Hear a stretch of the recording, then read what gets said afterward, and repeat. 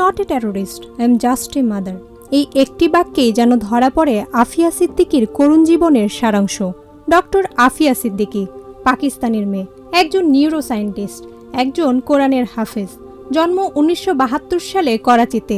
উচ্চ মেধাবী এই নারী যুক্তরাষ্ট্রে পড়াশোনা করেন এবং MIT ও ব্র্যান্ডিস ইউনিভার্সিটি থেকে কগনিটিভ নিউরোসায়েন্সে PhD সম্পন্ন করেন।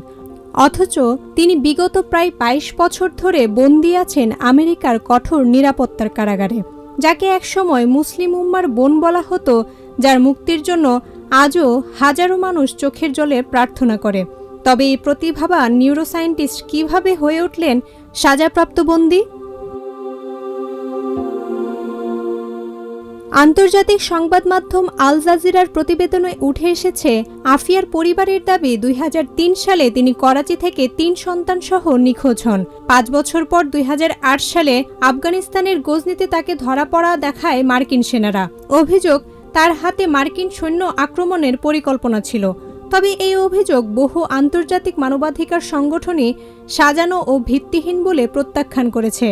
2010 সালে কোনো শক্ত প্রমাণ ছাড়াই যুক্তরাষ্ট্রের একটি আদালত আফিয়াকে 86 বছরের কারাদণ্ড দেয়।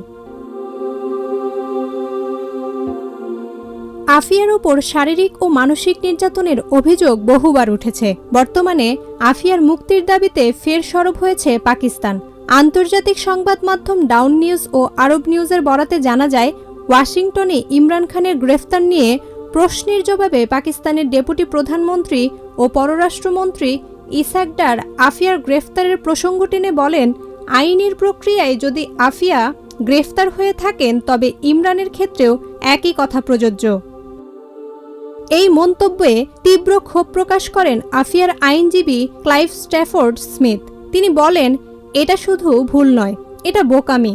আফিয়ার মামলায় কোনো সাক্ষী ছিল না কোনো প্রমাণ, ছিল কেবল নির্যাতন আর অন্যায় বিচার।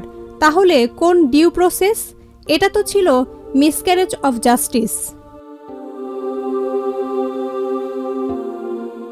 ইসাক ডারের এই তুলনায় যেন আগুনে ঘি ঢালে।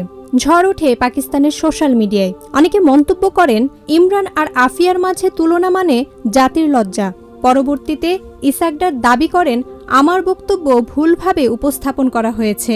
আফিয়ার মুক্তির বিষয়টি এখনও সরকারের সর্বোচ্চ অগ্রাধিকার। তিনি পাকিস্তানের মেয়ে। সরকার তার মুক্তির জন্য কূটনৈতিক এবং আইনগত সব পথে চেষ্টা চালিয়ে যাচ্ছে। এমনকি সাবেক প্রেসিডেন্ট বাইডেনকে চিঠিও পাঠানো হয়েছে। ক্ষমা চেয়ে মুক্তি দেওয়ার অনুরোধ জানানো হয়েছে। আফিয়ার বোন ডক্টর ফাউজিয়াকে দেওয়া হয়েছে পূর্ণ আশ্বাস।